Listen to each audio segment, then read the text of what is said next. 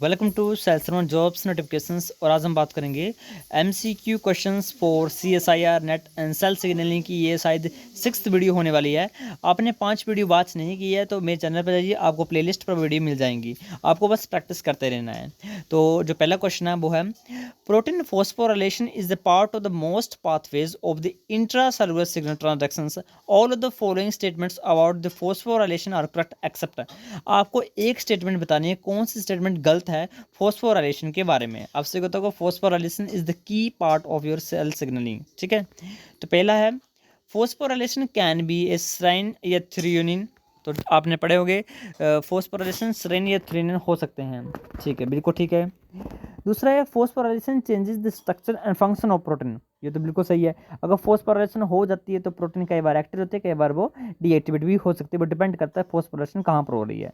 Third statement लिखी है कि protein kinase cascades results in the amplification of signal. बिल्कुल सही स्टेटमेंट है। अब आपको बतानी थी बिल्कुल रॉन्ग स्टेटमेंट। तो बिल्कुल रॉन्ग स्टेटमेंट आपकी फोर्थ स्टेटमेंट है, जिसमें यहाँ पर लिखा गया है कि tyrosine kinase are always a part of the receptor protein. आपसे क्या होता होगा, जो टायरोसिन काइनेज है वो कई बार होता है कि रिसेप्टर का पार्ट होता है, जिसको हम आरटीके बोलते हैं। बट कई बार ऐसा भी हो सकता है कि रिसेप्टर का पार्ट ना हो, अनदर से बाहर से वो ऐड किया गया हो थोड़े समय के लिए, जिसको हम बोलते हैं जैक स्टार्ट सिग्नलिंग हम पढ़ते हैं, या हमने पढ़ी होगी एंजाइम लिंक्ड एसोसिएटेड सिग्नलिंग। ठीक है, जिसका बेस्ट एग्जांपल जैक स्टार्ट ही है। ठीक है, तो ये इसको याद रखना है। अब question number second, which of the following is a lipid with signal transducing activity. देखो इनमें से कौन सा एक ऐसा लिपिड है जो सिग्नलिंग करता है। तो आपसे नहीं पता होगा, एक आपने सिग्नलिंग पढ़ी है जिसमें IP3 डैग सिग्नलिंग और एक आपकी सिग्नलिंग थी PI3 काइनेज सिग्नलिंग।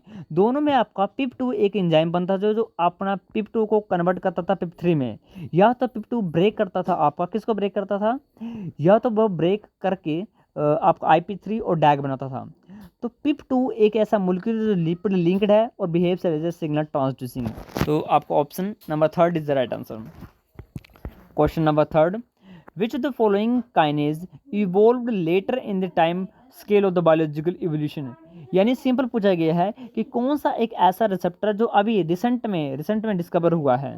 इनमें से एक ऐसा रिसेप्टर है जो आपने पढ़ा है और मोस्ट इंपॉर्टेंट रिसेप्टर है वो, तो वो अभी रिसेंट में डिस्कवर हुआ, वो कौन सा है? Tyrosine kinase. देखो टायरोसिन काइनेज कोई भी रिसेप्टर नहीं है, तो पहला ऑप्शन तो आपका ऐसा एलिमिनेट हो गया।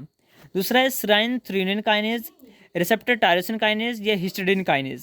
तो इसका जो बेस्ट एग्जांपल है वो है रिसेप्टर टायरोसिन काइनेज आरटीके। ये अभी न्यूली ही इवॉल्व हुए हैं। ठीक है, question number fifth, binding of TGF beta and anti growth factor. आपसे को बताओ TGF बीटा क्या है? एंटी ग्रोथ फैक्टर है, ये ट्यूमर को सुप्रेस करता है। ठीक है, cause the activation of the smart transcription factor in the absence of TGF beta signalling due to the either it receptor mutation हो सकती है, स्मार्ट की म्यूटेशन हो सकती है, cell proliferation and invasion of the surrounding extracellular matrix increasing which the following phenomena in the cell signalling can not lead to be cancer. देखो इस question में पूछा गया है कि इनमें से कौन सी स्टेटमेंट होने से कैंसर नहीं होगा, कैंसर नहीं होगा। देखो पहले स्टेटमेंट लिखी है loss of the function mutation in receptor block the TGF beta signal.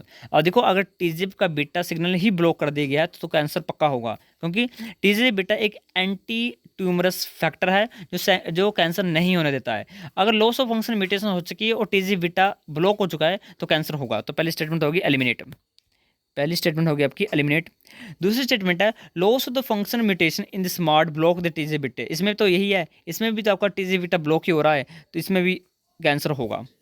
Third statement लिखी है increase the production of the P15 increasing proliferation. और फोर्थ स्टेटमेंट है decrease the production of the PAI1। देखो इसमें जो third statement है वो right statement है, क्योंकि इंक्रीज प्रोडक्शन ऑफ P15 है। अगर P15 की ज़्यादा प्रोडक्शन हो जाएगी, P15 एक एंटी ग्रोथ फैक्टर है। ठीक है, अगर इसकी ज़्यादा प्रोडक्शन होगी तो सेल सुप्रेस में जाएगा और सेल की ट्यूमरस में नहीं बनेगा, सेल ट्यूमर नहीं होगा। ठीक है, question number 16, consider the following statement regarding cell communication. आपको बस चूज करनी है करेक्ट स्टेटमेंट कौन सी है। इधर मैं आपको 3 स्टेटमेंट बताऊंगा। पहली स्टेटमेंट है binding of the extracellular ligand to the receptor. Okay, इसमें आपको गलत स्टेटमेंट ढूंढनी है कि कौन सी गलत स्टेटमेंट है, 3 स्टेटमेंट में से। Binding of the extracellular ligand to the receptor tyrosine kinase activate the intracellular catalytic domain by propagating a conformation changes across the lipid bilayer through a single transmembrane helix. तो ये तो बिल्कुल सही statement है, इसमें कोई दिक्कत नहीं है। आपको राइट स्टेटमेंट ढूंढनी है कौन सी गलत वाली स्टेटमेंट है। ओके, दूसरी स्टेटमेंट पढ़ो, protein tyrosine phosphatase display the excite specificity for the substrate unlike to the serine threonine protein phosphatase which have a rather broad specificity. बिल्कुल राइट स्टेटमेंट है, ये भी कोई दिक्कत नहीं स्टेटमेंट भी। अब थर्ड स्टेटमेंट बिल्कुल गलत स्टेटमेंट है, इसमें बोला गया है कि even though the plants and animals independently evolve the multicellularity they use virtually all the same signaling proteins and second messenger.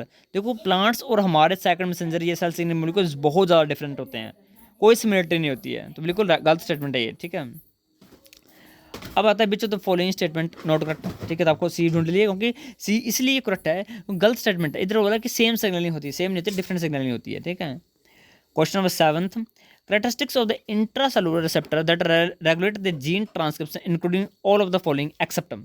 देखो काफ़ी इजी क्वेश्चन पूछा है, इसमें पूछा कि इंट्रासेलुलर रिसेप्टर, इंट्रासेलुलर रिसेप्टर ऐसे रिसेप्टर होते हैं जो सेल के अंदर होते हैं। ठीक है, उनमें से सभी डोमेन होते हैं किसी एक डोमेन के छोड़ के। देखो जो इंट्रासेलुलर रिसेप्टर होते हैं उसके पास डीएनए बाइंडिंग साइट होगी, पक्का होगी।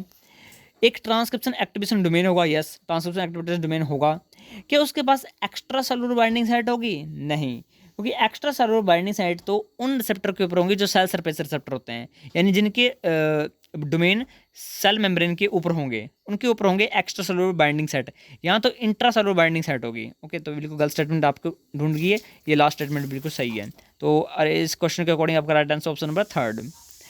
देन लास्ट क्वेश्चन है, what will happen when there is a loss of the function of the RAS protein. देखो रास मैप काइनेस पाता आपने पढ़ा है, रास प्रोटीन को अदर आपको लॉस कर दिया, उसका फंक्शन ही आपने लॉस कर दिया, तो क्या होगा? रास करता क्या है? रास करता है रैफ को एक्टिवेट करता है। अगर रास ही इनएक्टिवेट हो चुका है तो रैफ जो होगा वो एक्टिवेट नहीं होगा, यानी option number 2 down regulation of Raf, क्योंकि रास रैफ को एक्टिवेट करता है। अगर रास ही आपका इनएक्टिवेट हो गया तो रैफ तो आपका पता है कि अब रैप तो काम करेगा नहीं, क्योंकि रैप से इनहिबिट हो चुका है, तो डाउन रेगुलेशन ऑफ रैप।